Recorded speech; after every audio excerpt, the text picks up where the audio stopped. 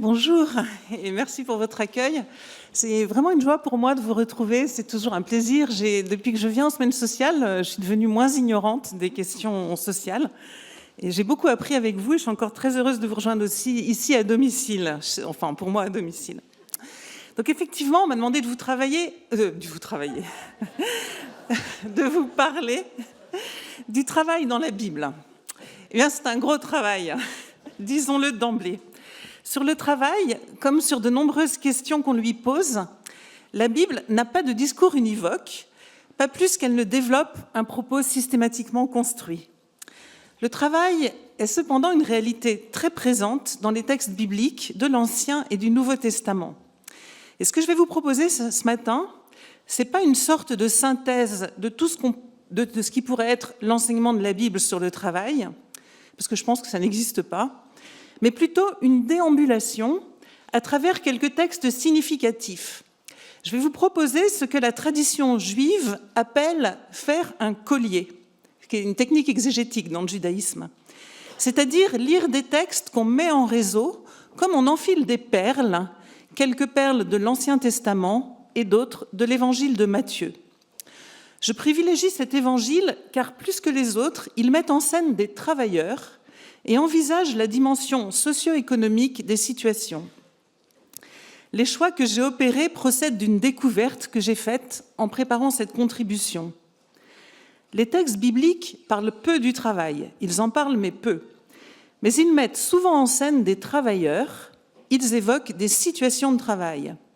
Et en général, ces situations sont le lieu d'une élucidation sur ce qui est engagé par le travail, à savoir une certaine manière de considérer et de traiter les êtres humains, un certain type de rapport à la vie, mais aussi aux biens et aux richesses, au pouvoir et bien sûr à Dieu. La situation de travail est le lieu d'un discernement sur ce qui oriente l'existence et sur ce qui habite le cœur. C'est ce que je vous propose de regarder ensemble ce matin, après avoir pris la mesure du lien étroit dans l'Ancien Testament entre la condition humaine et le travail. Alors ici, quand je vais parler de travail, il ne faudra pas penser à du salariat, des organisations d'entreprise, à du travail différentes. Enfin, tout ça, c'est très, très récent. Le travail, ça va plutôt être l'activité humaine de transformation du monde, et puis ce qui permet de manger aussi. Je y reviendrai. Commençons par le commencement, c'est-à-dire par ces inépuisables récits d'origine au début du livre de la Genèse. Le récit de la création du monde en 7 jours, suivi du récit de l'homme et de la femme dans le jardin d'Éden. Ces récits conduisent une réflexion fondamentale sur la condition humaine dans sa relation à Dieu et au monde. On le sait, l'homme et la femme sont d'abord créés à l'image de Dieu. L'expression « image de Dieu » dans les cultures du Proche-Orient ancien peut renvoyer à 2 choses. Soit elle désigne la statue par laquelle la divinité est présente dans le temple, c'est par exemple le cas à Babylone, soit elle se rapporte au roi, qui est pour son peuple l'image de la divinité, c'est-à-dire le médiateur de sa présence. Le récit biblique transpose cette expression pour l'appliquer à tout être humain, et il le fait au moment même où il raconte la création de cet humain, homme et femme. L'expression « image de Dieu » peut alors être comprise comme un double énoncé sur la condition fondamentale des hommes et des femmes. En premier lieu, le Dieu biblique, le Dieu vivant, n'est pas présentifié par une statue, il est rendu présent dans les êtres humains, dans chacun, dans chacune. Les humains sont la médiation première de sa présence au monde. Et puis ces êtres humains, hommes et femmes, sont en quelque sorte des rois dans le monde, c'est-à-dire qu'ils reçoivent du Dieu qu'ils représentent une délégation de son autorité royale, autrement dit une charge de gouvernance sur la communauté des vivants. On pourrait donc dire que leur être au monde est d'emblée politique, d'emblée en responsabilité. Remarquons aussi, pour terminer, que la première fois qu'il est question des êtres humains dans le récit biblique, c'est relativement à Dieu. Ils sont exclusivement envisagés et définis par rapport à lui et en vis-à-vis de lui, hommes et femmes à son image. Et c'est cette expression qui permet d'inférer un certain type de relation au monde qui est déployée après. Et le travail, dans ce premier récit, n'est pas explicitement évoqué. Le récit qui suit, l'histoire de l'homme et de la femme au jardin, reprend les choses par un autre biais. Dans la suite du grand récit d'ouverture, la semaine créatrice qui est en mondiovision, ce récit opère comme un zoom sur la condition humaine. De plus, il déploie un autre scénario de création dans lequel les humains ne sont pas créés les derniers, comme dans le précédent, mais les premiers. Le récit s'ouvre ainsi, je vous lis juste le début. Au jour où le Seigneur Dieu fit terre et cieux, il n'y avait encore aucun buisson des champs sur terre, et aucune herbe des champs n'avait encore poussé, car le Seigneur Dieu n'avait pas fait pleuvoir sur terre, et il n'existait pas d'homme pour travailler le sol.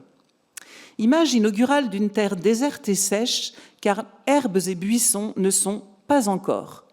Cet adverbe suggère une terre capable d'être féconde, mais en attente. En attente, car deux conditions manquent pour qu'elle fructifie. Le Seigneur Dieu n'avait pas fait pleuvoir sur la terre, et il n'existait pas d'homme pour travailler le sol. Plusieurs remarques. D'abord, le récit s'ouvre par une attention à la terre, c'est elle qui est considérée. Elle est en quelque sorte au centre, et c'est relativement à elle que l'homme est envisagé, ou plutôt que l'homme et Dieu sont envisagés. Car la fructification de la terre dépend d'une coopération entre les deux. Pour que le pas encore advienne, il faut que l'un intervienne, Dieu comme donateur de la pluie, l'autre précisément comme travailleur. Il n'y avait pas d'homme pour travailler le sol. Ce n'est donc pas tant l'homme qui manque au début du récit, mais précisément l'homme en tant qu'il est travailleur. Et la proposition finale pour travailler le sol détermine ici qui il est. Ce lien intrinsèque, originaire entre l'homme et le sol, entre l'humain et l'humus, l'adam et l'adama en hébreu, ça joue, l'étymologie commune joue aussi, humain, humus, adam, adama, est corroboré par le mode de création de l'homme. Il est, on le sait, modelé de la poussière du sol par les mains d'un Dieu potier. Et le récit se poursuit, et le Seigneur Dieu prit l'homme, et il l'installa dans le jardin d'Éden pour qu'il le travaille et qu'il le garde. Les deux verbes « travailler » et « garder » sont ici de grande importance. À propos du premier, « travailler », il faut noter que l'hébreu ne connaît qu'un seul mot, là où le français distingue « travailler » et « servir ». Une seule réalité donc en hébreu, l'homme travaille la terre, il est donc à son service. Le second verbe « garder » évoque les figures du berger qui prend soin du troupeau ou du veilleur qui guette sur les remparts de la ville. Il implique donc soin, attention, vigilance. Ces deux verbes disent à nouveau combien dans ce récit l'homme est envisagé comme celui qui est tourné vers la terre, qui lui est relatif, au sens où sa raison d'être est de la travailler selon les modalités du service et du soin. C'est ce qu'on appelle dans la doctrine sociale de l'Église, et en particulier dans son volet écologique, la théorie de l'intendance, l'homme comme intendant de la terre, qui trouve ses racines précisément dans ce verset, dans ces deux verbes. Ainsi, le deuxième chapitre de la Genèse nous dresse le portrait d'un homme tiré de la terre et voué à son service. Ce soin du créé qui passe par le fait de le travailler appartient pleinement, constitutivement, dirais-je, à son être au monde, puisque c'est la raison de sa création. Autant le premier récit envisageait l'homme relativement à Dieu, ici c'est donc relativement à la terre qu'il est présenté dans le récit en agriculteur penché vers elle. Mais notons qu'à ce point du récit, le travail, ou plus largement l'activité humaine, n'est pas marqué de pénibilité. La logique du mythe permet de faire apparaître quelque chose comme ce qui pourrait être le cœur du travail, ce que dans l'idéal il est ou devrait être, une participation harmonieuse au déploiement de la vie, à la fécondité de la terre et par elle à la nourriture de tous. Car ces récits sont issus d'une culture agricole et pastorale où l'économie est de subsistance et où le travail est d'abord ce qui permet de nourrir sa maisonnée. Mais au-delà de cette nécessité, le travail d'une terre qui n'attend que l'homme pour déployer sa fécondité et où cet homme est créé pour être à son service, offre l'image d'un travail harmonieusement intégré à l'ordre du créé et au service de son développement. Ce lien originaire intrinsèque entre le travail et le déploiement du créé, de la vie donnée par Dieu, est discrètement mis en valeur par l'évangéliste Matthieu dans la manière dont il écrit ce qu'on appelle les paraboles du royaume. Vous le savez, il s'agit d'une série de paraboles qui commence par « Le royaume est semblable à » ou « Il en est du royaume des cieux comme ». Parabole de la graine la plus petite qui devient le plus grand arbre, parabole du levain dans la pâte qui la soulève tout entière, parabole du bon grain et de l'ivraie, parabole du pêcheur qui jette le filet, etc. Il est difficile de définir précisément ce qu'est le royaume. Ce royaume dont Jésus annonce la proximité au début de son ministère. Mais beaucoup des paraboles qu'il évoque parlent de réalités dynamiques qui croissent, qui portent fruit, qui nourrissent, graines, levain, etc. Elles sont de l'ordre de la vie qui se déploie. Or, chez Matthieu, elles présentent une particularité. Comparons avec Marc. La parabole de la graine de moutarde, par exemple, commence comme ceci chez Marc. À quoi allons-nous comparer le royaume de Dieu, ou par quelle parabole allons-nous le représenter ? C'est comme une graine de moutarde. Lorsqu'elle est semée dans la terre, c'est la plus petite de toutes les semences. Matthieu, quant à lui, dit ceci. Le royaume des cieux est comparable à une graine de moutarde qu'un homme prend et sème dans son champ. Certes, l'analogue du royaume, c'est bien la graine qui va se déployer, en Matthieu comme en Marc. Mais Matthieu donne à voir une des conditions de possibilité de cette croissance qui est passée sous silence en Marc, le geste d'un homme qui sème. Le royaume des cieux est comparable à une graine de moutarde qu'un homme prend et sème dans son champ. Il faut ce travail, cette médiation, pour que la graine, image du royaume, se déploie. Or, ces paraboles du royaume en Matthieu évoquent toute une situation professionnelle, presque toutes. Elles mettent en scène quelqu'un qui fait un geste d'expert, et c'est ce geste qui permet à la réalité qui métaphorise le royaume de se déployer. Quelques exemples. Il en va du royaume des cieux comme d'un homme qui a semé du bon grain dans son champ. Ou encore, le royaume des cieux est comparable à du levain qu'une femme prend et enfouit dans 3 mesures de farine.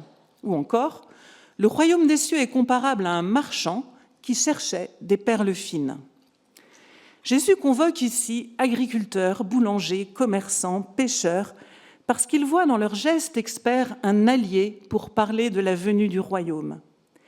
Ces gestes sont des médiateurs qui permettent à la graine, au levain, au filet de faire leur œuvre. Les travailleurs mis en scène dans les paraboles sont les serviteurs de la matière qu'ils travaillent, comme l'est l'Adam créé pour le service du sol dans la Genèse. Le travail comme activité de l'homme dans le monde est donc inhérent à sa condition. Il appartient au projet créateur, il est au service de son déploiement, du déploiement de la création auquel il participe. Regarder les travailleurs est une voie d'accès pour appréhender quelque chose du royaume de Dieu, rien de pénible à cela. Mais le propos biblique sur le travail ne s'arrête pas là, car le travail tel que l'expérimentent les Israélites dans leur vie quotidienne n'est pas seulement l'heureux service du jardin. Le travail est aussi un lieu de peine, de conflit, de violence, d'injustice. Il se révèle marqué d'ambivalence. L'histoire de l'Adam au jardin s'achève, on le sait, par des malédictions. Créé comme travailleur du sol, c'est précisément sur cette condition de travailleur que porte la malédiction. Je cite, « Dieu dit à l'Adam, « Parce que tu as écouté la voix de ta femme et que tu as mangé de l'arbre que je t'avais interdit en disant « Tu n'en mangeras pas », maudit soit le sol à cause de toi. Dans la peine, tu en mangeras tous les jours de ta vie. Épines et chardons, il fera germer pour toi, et tu mangeras l'herbe des champs. À la sueur de tes narines, tu mangeras du pain, jusqu'à ce que tu retournes au sol, car de lui tu as été pris, car tu es poussière, et à la poussière tu retourneras. Le récit s'achève donc sur la perspective d'un sol devenu difficile à travailler et moins fécond, et par conséquent d'un travail marqué par la pénibilité, un régime alimentaire appauvri, manger de l'herbe, sans parler de l'horizon de la mort. La cause en est la consommation du fruit de l'arbre interdit. Cet arbre, nous le savons, est l'arbre de la connaissance du bien et du mal, autrement dit, l'arbre de l'éthique. Pour faire vite, alors ce sont des textes immenses et très riches et très difficiles, donc je vais aller très vite. Pour faire vite, disons que l'interdit posé sur cet arbre signifie que la détermination du bien et du mal, autrement dit la source de la loi, ne relève pas d'une décision de l'Adam. Ou pour le dire autrement, sa vie dans le jardin, sa vie comme travailleur, est placée sous un ordre éthique et que la transgression de cet ordre affecte cette condition originelle. Le travail devient alors un lieu d'ambivalence. Effectué dans le respect de la loi, c'est-à-dire accompli avec justice, inscrit dans une éthique, il est porteur de vie. Irrespectueux de cette éthique, il est porteur de mort, pour faire très vite, une fois encore. Les situations de travail peuvent alors être lues comme une exploration du conflit de valeurs dont elles sont la scène. C'est alors moins le travail qui retient l'attention que les modalités de son exercice. Le livre de l'Exode est passionnant de ce point de vue. De la première à la dernière page, il déploie toute une réflexion autour du travail, de ses formes et des conditions de son exercice. Alors, je vais commencer par un petit point de vocabulaire. En hébreu, je le disais tout à l'heure, le mot que l'on traduit par « travailler » est le mot « avad ». Ce mot signifie donc « travailler », mais aussi « servir », mais aussi « être esclave » et même « accomplir un rite liturgique ». Or, ce mot, dans ses formes verbales et substantivées, est très fréquent dans le livre de l'Exode. On en relève 97 occurrences, ce qui est vraiment beaucoup. Et ce qui suffit à dire l'importance de la question dans le livre. Et ces occurrences balisent tout un parcours qui va de la servitude au service, selon l'heureuse formule de l'exégète Georges Ozou, toujours avec le même mot, qui va être utilisé dans tous les sens que je viens de déployer. Le point de départ de l'Exode est la situation d'esclavage sous la férule du Pharaon. Un travail opprimant, où il faut toujours produire plus, sans limite, sans repos, sous les coups. Un travail dans la dépendance d'un despote qui revendique d'être l'égal du Dieu du peuple qui l'a servi. D'emblée, le travail se trouve situé dans un rapport au pouvoir, que l'on soit dominé ou dominant. Cet esclavage est la cause, la seule, de la sortie d'Égypte. Premier élément donc, l'expérience première et archétypale du salut dans l'Ancien Testament est la sortie de l'esclavage, d'un travail qui déshumanise, de la dépendance envers une autorité qui s'arroge droit de vie et de mort. Le livre de l'Exode tout entier raconte la manière dont Dieu conduit le peuple et lui apprend la liberté sous sa propre autorité. L'alliance conclue entre Dieu et le peuple est le cadre qui permet d'articuler la relation d'Israël avec Dieu et secondairement son rapport au travail. Car en ce qui concerne le travail, l'alliance permet la mise en place de deux garde-fous. Tout d'abord, une limite. Au cœur de l'alliance, il y a la loi, dont le décalogue est le prologue. Or, le décalogue prescrit ceci: qu'on fasse un mémorial du jour du Shabbat en le tenant pour sacré. Tu travailleras 6 jours, faisant tout ton ouvrage. Mais le 7e jour, c'est le Shabbat du Seigneur ton Dieu. Tu ne feras aucun ouvrage, ni toi, ni ton fils, ni ta fille, pas plus que ton serviteur, ta servante, tes bêtes ou l'émigré qui est dans tes villes. Car en 6 jours, le Seigneur a fait le ciel et la terre, la mer et tout ce qu'ils contiennent, mais il s'est reposé le 7e jour. C'est pourquoi le Seigneur a béni le jour du Shabbat et l'a consacré.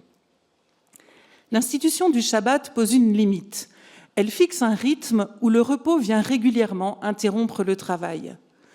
Remarquons d'abord que cette loi concerne toute la maisonnée, serviteurs, animaux et immigrés compris, tous ceux qui peinent au travail.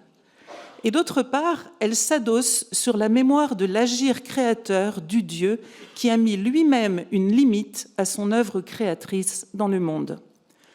Le repos se trouve ainsi inscrit dans le projet créateur, au même titre que le travail.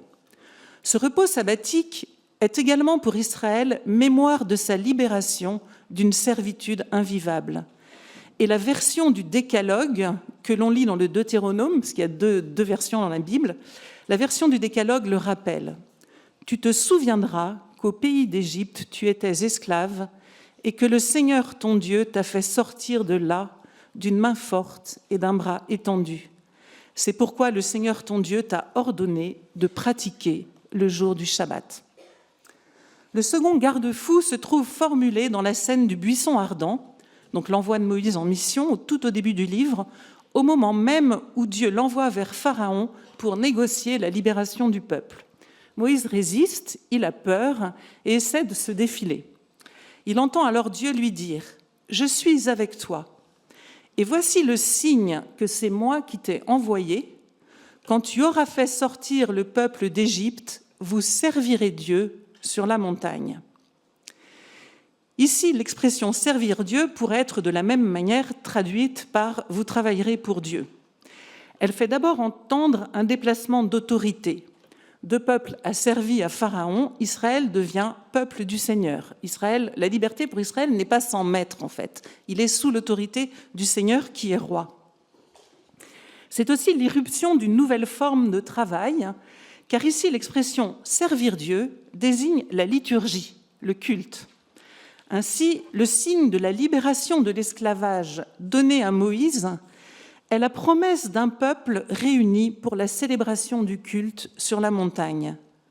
Et de fait, le livre de l'Exode s'achève par la construction du premier sanctuaire qui permet la mise en route du culte. La liturgie est mémoire du salut et donc aussi de la servitude. C'est bien la libération d'Égypte qui est au cœur de la mémoire et donc du même coup la servitude. Cette mémoire suffit à être une antidote à un retour à la servitude ou à l'asservissement de l'autre, comme le rappelle un ensemble de lois. Parce que tu as été esclave, tu libéreras ton esclave notamment. Elle est aussi un service de Dieu, une reconnaissance de l'autorité sous laquelle le peuple choisit de se mettre. Non pas un tyran humain, mais le roi du ciel, le transcendant, qui ne se laisse ni voir ni manipuler. Et la liturgie est la forme que prend le service de l'homme à l'égard de son Dieu roi. Enfin, la liturgie est limite mise au travail en tant qu'elle évite à celui-ci de se clore sur sa logique productiviste. Les offrandes végétales et animales tiennent une place importante dans la liturgie d'Israël. Ce sont les fruits de son travail que le peuple offre. L'offrande des prémices de la récolte, notamment, donc des tout premières gerbes moissonnées, permet de se souvenir au début de la saison des moissons que tout appartient à Dieu et par cette offrande, tout lui est symboliquement retourné. En récoltant le fruit de son travail, Israël le reçoit non comme son dû, mais comme le don de Dieu. La liturgie introduit donc dans le travail une dimension de dépossession et la reconnaissance d'une altérité. Les offrandes des récoltes, des animaux du troupeau, sont une manière de donner au travail une orientation et une finalité autre que la production et le commerce. Une part est offerte à l'autre, elle doit l'être aussi aux pauvres, car Dieu est certes le premier destinataire des offrandes, mais les prophètes savent rappeler que ces offrandes n'ont aucune valeur si elles ne sont pas accompagnées d'un partage avec le pauvre. Si l'ordre éthique n'est pas respecté, si la justice n'est pas pratiquée, si les biens ne sont pas équitablement répartis, alors l'offrande liturgique n'a aucun sens, c'est une caricature. Le livre de l'Exode mène donc une exploration de la condition du travailleur-serviteur, mène une exploration sur la condition du travailleur-serviteur qui consiste essentiellement à mettre des limites à un rapport au travail vécu sous la modalité de l'asservissement, de l'abus de pouvoir ou de la seule logique de possession. Le repos est à la fois la prise en compte de la finitude des êtres vivants et une limite mise au risque d'une production sans fin. L'existence humaine ne peut pas être tout entière enclose dans le travail et dans ses logiques facilement dévorantes. La finale liturgique du livre manifeste d'abord un changement de maître du pharaon despote au Dieu libérateur et transcendant. Elle inscrit aussi dans le travail une dimension de gratuité et de démaîtrise qui, là encore, prévient le risque de clôture. Les évangiles, et en particulier Matthieu, poursuivent un propos qui relativise le travail. Alors, c'est un mot un peu... faudrait être plus précis, mais il est tout à fait notable, en tout cas, que Jésus ne développe pas d'enseignement sur le travail. Il évoque en revanche des situations de travail, en particulier dans les paraboles, comme on l'a vu, et celle-ci s'offre à l'auditeur comme une mise en question de sa pratique et comme un exercice de discernement. Et toujours, il s'agit de faire apparaître ce qui compte vraiment. Sans surprise, la mise en question porte sur l'articulation particulière qui se noue dans le travail entre pouvoir et richesse. La manière de travailler révèle quel maître sert le travailleur. Cette articulation est très explicitement posée dans le discours sur la montagne. Je vais lire en entier, si le temps le permet, un texte bien connu, mais qui est très important. « Nul ne peut servir de maître. Ou bien il haïra l'un et aimera l'autre, ou bien il s'attachera à l'un et méprisera l'autre. Vous ne pouvez servir Dieu et l'argent. Voilà pourquoi je vous dis, ne vous inquiétez pas pour votre vie de ce que vous mangerez, ni pour votre corps de quoi vous le vêtirez. La vie n'est-elle pas plus que la nourriture et le corps plus que le vêtement ? Regardez les oiseaux du ciel, ils ne sèment ni ne moissonnent, ils n'amassent point dans des greniers, et votre Père céleste les nourrit. Ne valez-vous pas beaucoup plus qu'eux ? Et qui d'entre vous peut, par son inquiétude, prolonger tant soit peu son existence ? Et du vêtement, pourquoi vous inquiétez ? Observez les lys des champs comme ils croissent.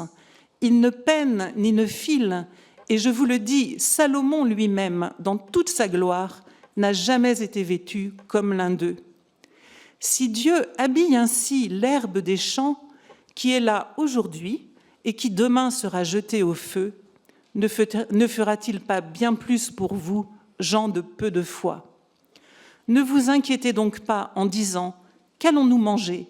Qu'allons-nous boire ? De quoi allons-nous nous vêtir ?» Tout cela, les païens le recherchent sans répit. Il sait bien, votre Père céleste, que vous avez besoin de toutes ces choses. Cherchez d'abord le royaume et la justice de Dieu, et tout cela vous sera donné par surcroît. Ne vous inquiétez donc pas pour le lendemain. Le lendemain s'inquiétera de lui-même. À chaque jour suffit sa peine. Ce texte laisse d'abord entendre le rapport étroit entre le travail et la vie. Ce qui est en jeu ici, ce sont les besoins primaires, nourriture, vêtements. Ces besoins ne sont pas niés. Il ne s'agit pas de les prendre à la légère. Il sait bien, votre Père céleste, que vous avez besoin de toutes ces choses. Mais la question est bien de savoir ce qui conduit la vie, ce qui ordonne les valeurs, c'est-à-dire qui est le maître, ce à quoi l'existence de chacun obéit. L'alternative est très claire et elle est d'emblée posée, soit l'argent, soit Dieu. Choisir l'argent est la voie de l'esclavage. Un détail le fait entendre dans le texte. Tout cela, nourriture et vêtements, les païens le cherchent sans répit. C'est le sans répit de l'esclave. Ici, l'esclave du maître argent, toujours en quête d'un gain plus grand. Esclave des biens, celui qui a l'argent pour maître, esclave des biens, celui qui a l'argent pour maître est aussi esclave du temps. Il vit au futur pour le lendemain, car demain qui n'est pas encore là est la promesse d'un gain supérieur. Demain vaut pour ce qu'il rapportera et qui occupe déjà tout l'aujourd'hui. Jésus casse cette logique d'accumulation et d'investissement sur l'avenir. Bon, je le commente, c'est facile, mais c'est un peu une bombe ce texte en fait. On se sent tous un peu... Le travail est bien là. Il ne s'agit pas ici d'un providentialisme naïf ou magique. Le travail est là, mais c'est celui d'aujourd'hui. Ne vous inquiétez pas pour le lendemain. À chaque jour suffit sa peine. Il y a bien une peine de l'aujourd'hui. Aujourd'hui, comme la mesure de l'homme, aujourd'hui, comme la présence offerte à notre présence, aujourd'hui aussi, comme une limite mise à la tyrannie du temps qui s'accélère lorsque l'avenir devient trop monétisable. Choisir Dieu comme maître modifie le rapport au monde parce qu'il dégage de l'avidité des biens comme de la peur de manquer.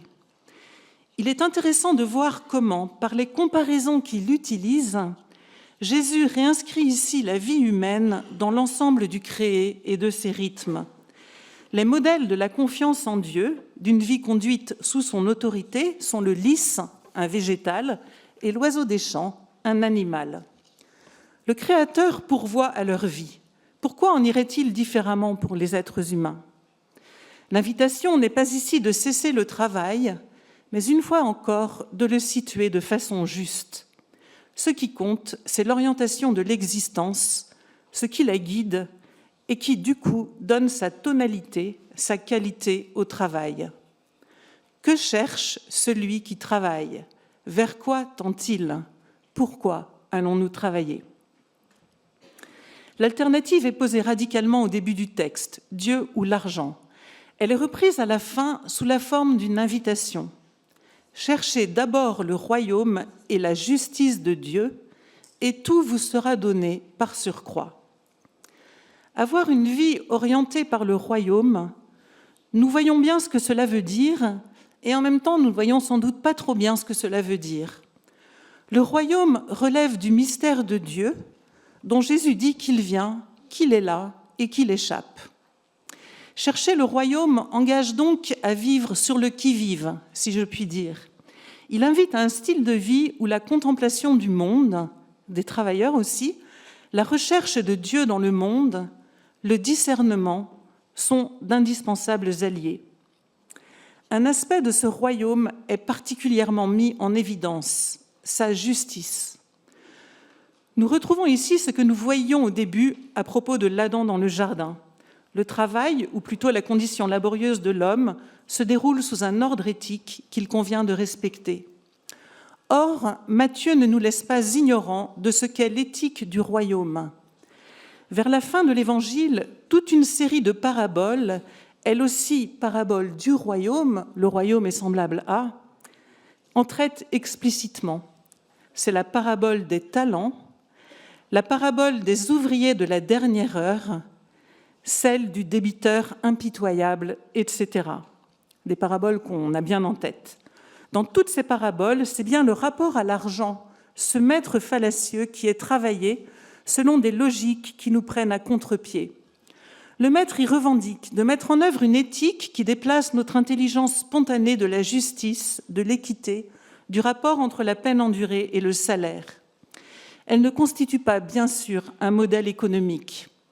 Elle nous invite plutôt à nous décaler pour regarder autrement notre travail personnel, notre organisation collective.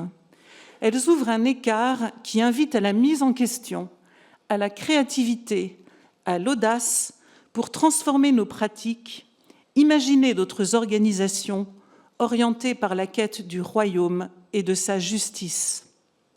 Ce royaume relève du mystère, il nous échappe.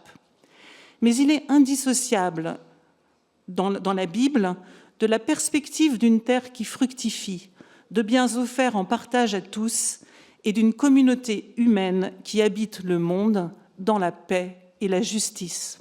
Nous en entendons l'urgence. Je vous remercie.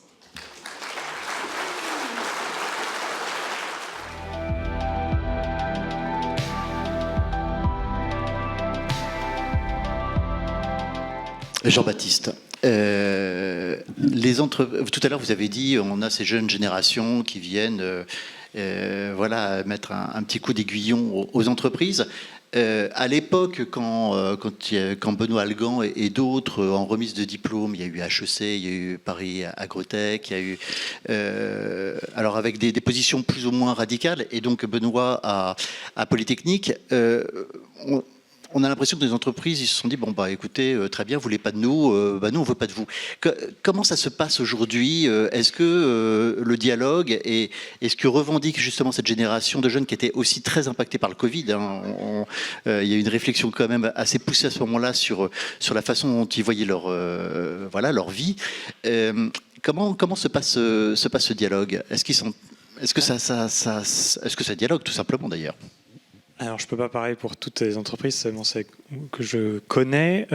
D'abord pour dire que d'un certain côté, c'est peut-être les entreprises qui ont enclenché ce qui s'est passé, une partie de ce qui s'est passé avec la question de l'engagement au travail, de l'implication au travail, qui est prônée en leur sein.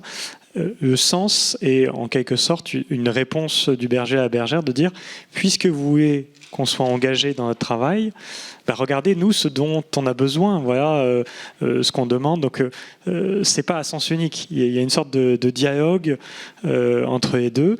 Et moi j'ai l'impression qu'il n'y a pas du tout de divorce sur la question, comme on avait pu penser au moment de ces exercices de communication un peu flamboyants. Je dirais, voilà, on trouve ça des deux côtés. On trouve aussi des entreprises qui repeignent tout en vert. Et ce que je trouve plus intéressant, c'est que voilà, et comment ça se passe dans la pratique. Et les exemples qu'on a ici, c'est justement des salariés qui essayent d'enclencher ce dialogue, qui est un dialogue finalement qu'on pourrait faire rentrer dans le cadre presque du dialogue professionnel dont peut-être nous parlera Sophie tout à l'heure. C'est pas un dialogue social uniquement, c'est un dialogue avec ses managers, de dire voilà, j'ai envie d'avoir une implication sur ces sujets. L'entreprise et peut-être l'échelle humaine aussi d'un groupe qui peut sentir qu'elle peut influer, qu'elle peut changer quelque chose. Récemment, j'ai entendu une interview passionnante d'un psychopaléontologue, voilà, ça existe, qui nous dit que en fait, si vous ne le savez pas, globalement, on n'est pas sorti de la grotte et que en fait, on est capable uniquement de se référer à ce qui constitue en fait la tribu, c'est-à-dire 50 personnes. C'est-à-dire que comprendre dans un groupe de 50 personnes quel est son impact, ça on est capable. Au-delà de 50 personnes, ça devient totalement flou et peut-être qu'en effet l'entreprise, des collectifs sont des endroits où justement on peut considérer son impact. Sophie, on a entendu des choix assez radicaux de quitter certaines carrières pour aller retrouver sa terre, passer à du temps partiel. On entend aussi que le lieu du travail peut être le lieu de la militance, organiser des expositions, allier son temps avec une action plus radicale comme celle de Benoît, avec spiritualité. Voilà, j'ai oublié le nom de son association. Il nous en excusera. Lutte et contemplation, voilà. Et il y a aussi Greenfest. Il y a un certain nombre de collectifs aujourd'hui sur la pensée chrétienne et l'action.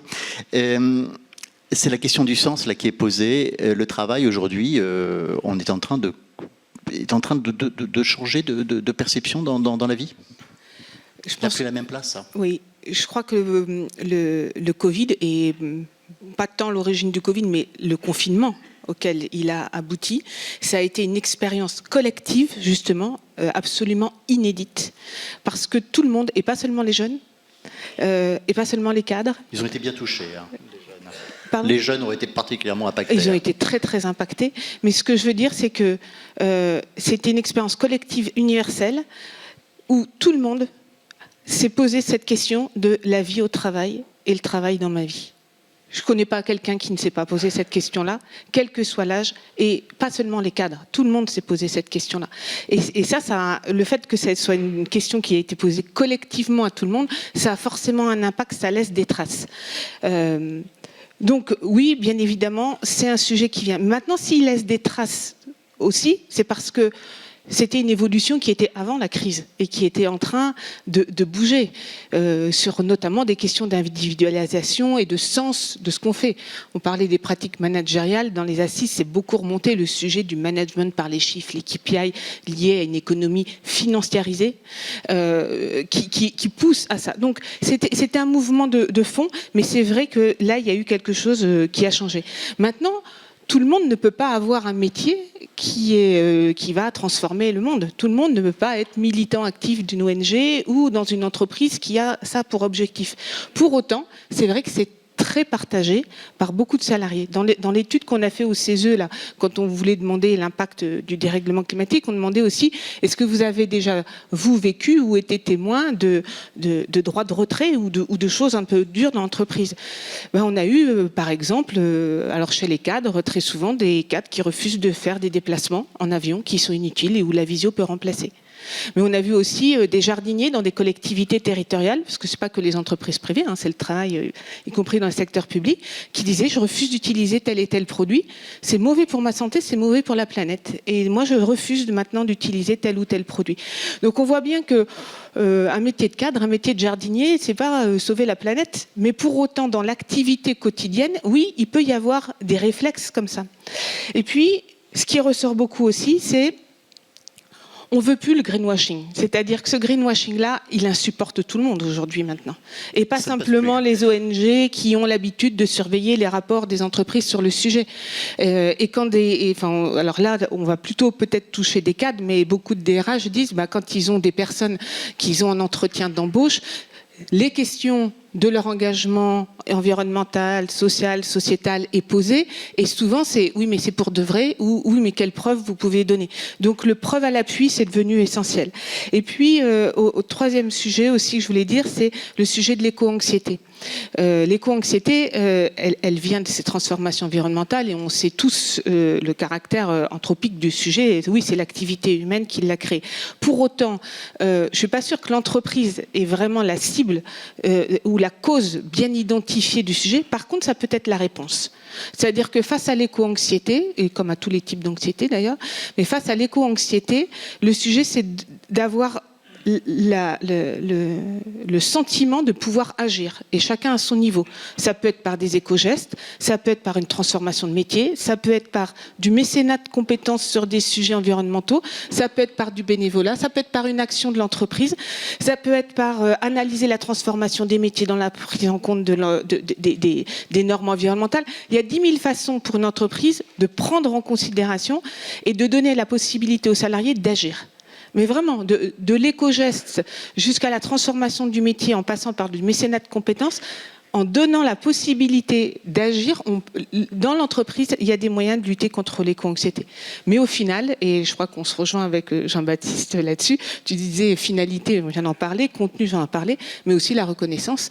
Et ça, c'est vraiment l'objet du rapport qu'on a fait avec Jean-Dominique Sénard, reconsidérer le travail. Il y a des études qui ont été faites récentes, qui sont d'ailleurs citées dans notre rapport, qui montrent que les salariés, les travailleurs, parce que c'est aussi ceux du secteur public, et veulent être écoutés et veulent que leur point de vue soit pris en considération. Et sur l'adaptation aux transformations climatiques, ils sont aux premières loges et ils ont des choses à dire sur des choses qui peuvent être faites. Au niveau du management, aujourd'hui, il y a un changement de culture à opérer ? Absolument, c'est pas un changement culturel. Nous, on appelait ça la révolution managériale. Donc, on n'est pas dans le petit changement. Il n'y a pas une transition écologique. Il y a une transformation radicale qui est nécessaire par rapport à l'écologie. Et donc, face à une transformation radicale, il faut une révolution managériale. Ça, c'est sûr. Qui vise à écouter davantage, à associer les salariés aux solutions. Parce que de toute façon, l'ampleur des transformations à mener est telle que de penser qu'un dirigeant tout seul dans son coin, il va trouver la solution, c'est juste, ou une dirigeante, c'est juste illusoire. Il va falloir que ce soit les collectifs de travail qui trouvent les solutions pour faire face à ces changements, à ces bouleversements qui sont déjà à l'œuvre.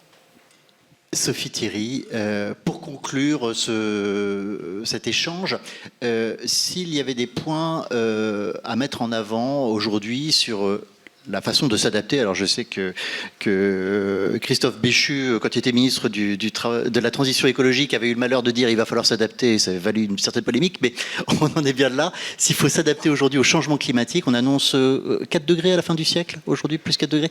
Quelles sont les priorités? En sachant aussi, et vous l'aviez dit au début de cette table ronde, que évidemment le changement climatique, ce n'est pas la seule chose aujourd'hui qui impacte le travail. Vous avez placé la nouvelle technologie, notamment l'intelligence artificielle, et la question de la démographie. Donc comment est-ce que aujourd'hui, qu'est-ce qu'il faut faire?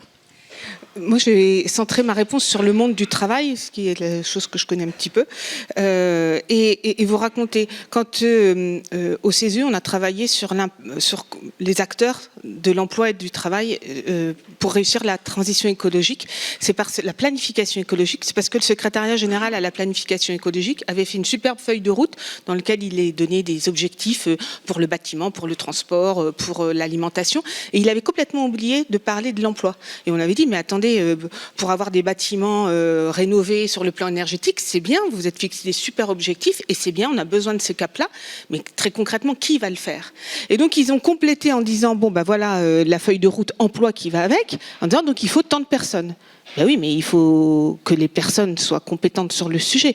Ah oui, donc on va compléter notre prévision et on va dire qu'il faut tant de formations. Puis les formations sont là et puis elles sont vides. Pourquoi? Parce qu'on ne parle que de l'emploi, de façon macroéconomique. Mais à un moment donné, ce qu'il faut, c'est se mettre à hauteur de femmes et d'hommes. Qu'est-ce qui fait que les gens vont avoir envie de retourner travailler dans l'agriculture? Pourquoi ils vont avoir envie de faire de la rénovation des bâtiments? Pourquoi ils vont aller de la voiture thermique à l'électrique? Et on sait qu'en passant de thermique à l'électrique, il y aura moins d'emplois de toute façon. Donc il va falloir qu'ils se reconvertissent ailleurs.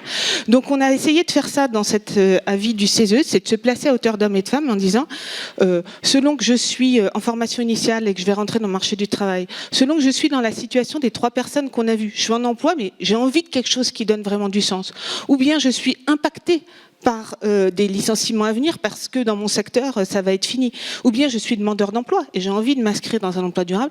Qu'est-ce que je peux mobiliser? Et là, on voit qu'il y a des outils, mais ils sont très peu mobilisés. Et moi, je pense que la capacité d'adaptation, ça sera de concilier une sorte de droit à la reconversion et de systèmes massifs qui permettent des reconversions professionnelles avec tout l'accompagnement nécessaire, le conseil, l'orientation, la formation professionnelle, de tester des métiers, de la protection sociale qui accompagne tout au long de la vie. Pôle emploi, France Travail, pardon. Mais à l'époque, c'était Pôle emploi. Il disait qu'une personne qui rentre sur le marché du travail aujourd'hui changera entre 13 et 15 fois d'employeur. Donc oui, il faut accompagner vraiment individuellement, en conseil, en orientation, en formation, les reconversions professionnelles parce qu'il va y en avoir beaucoup et ça sera normal parce qu'il va falloir beaucoup s'adapter à tous ces changements. Et ça peut être une très bonne nouvelle de se dire qu'on n'a pas un métier pour toute la vie, mais que si on veut, on va pouvoir bouger. Voilà. Mais il faut renforcer cet accompagnement individuel et collectif. Même question, Jean-Baptiste. Alors je vais réagir par rapport à ce que disait Benoît, qui parfois présente quelque chose d'idéal, où il va très loin dans ses convictions. Et je voudrais dire qu'on n'est pas tous obligés d'aller dans le chemin qu'il trace, il ne faut pas mettre la pression. Et que souvent on confond, moi j'ai beaucoup de questions quand on parle du sens au travail, entre sens au travail et équilibre vie professionnelle et vie personnelle. Et parce que souvent c'est porté par les mêmes personnes. Vous voyez, ils ont tous les 3 parlé. Voilà. Benoît, il est très engagé sur ces sujets et en même temps, il dit je travaille que 3 jours. Bon, il est en emploi 3 jours parce que son travail bénévole, c'est quand même un travail. Mais voilà. Et en tout cas, c'est pas forcément corrélé. Je vais donner des contre-exemples dans le secteur associatif, dans le secteur de la culture. Par exemple, on a des personnes qui trouvent énormément de sens dans leur travail, mais qui sont au bord du burn-out, justement parce qu'ils ont une cause et qu'ils ont du mal à prendre du recul par rapport à cette cause. Donc, même si certaines personnes portaient 2 combats à la fois, c'est des choses très différentes. Et aujourd'hui, moi, les économistes s'y risquent, mais je ne sais pas s'il va falloir travailler plus pour assurer la transition parce qu'on a moins de produits phyto et donc il va falloir plus désherber à la main, ou est-ce qu'on va travailler moins parce que l'intelligence artificielle va on va lui déléguer un certain nombre de tâches. Donc en tout cas, moi je ne ferai pas de corrélation automatique entre ces deux débats. Et peut-être le point de sortie pour moi, c'est la question du dialogue. C'est-à-dire, pour mener à bien ces transitions qui redéfinissent le contenu des métiers, le périmètre des métiers, la répartition dans les métiers, et aussi, ce que je disais à l'instant, la question de l'intelligence artificielle, on sait que c'est une technologie qui n'a pas de mode d'emploi au départ. Il n'y a pas comment bien utiliser Internet, comment bien utiliser l'intelligence artificielle. Et donc, c'est chacun dans son... On essaye, mais voilà, c'est pas. Il n'y a pas de développeurs qui sont arrivés, qui ont conçu IA et qui disent bon voilà, il y a 2 bonnes façons de le faire. Et donc chacun avance avec une bougie à la main, éclaire ce qu'il peut. C'est ce que la recherche appelle la frontière irrégulière de l'intelligence artificielle. Et donc ça va se faire de façon décentralisée. C'est pas quelqu'un tout seul dans son bureau qui va dire voilà comment ça va se passer. C'est les ingénieurs, c'est les travailleurs sur le terrain qui vont découvrir des choses dans les 10, 15, 20 ans, qui vont redéfinir leurs différents métiers et qui vont créer des conséquences importantes. Donc pour toutes les raisons qu'on a données aujourd'hui, plus ça ici que j'ajoute, ça va devoir se faire dans un dialogue professionnel entre les managers, la ligne managériale et les travailleurs très concrètement sur le terrain. On va s'arrêter là pour cette intervention. Un grand merci à vous deux. Je pense qu'on peut vraiment remercier Jean-Baptiste et Sophie.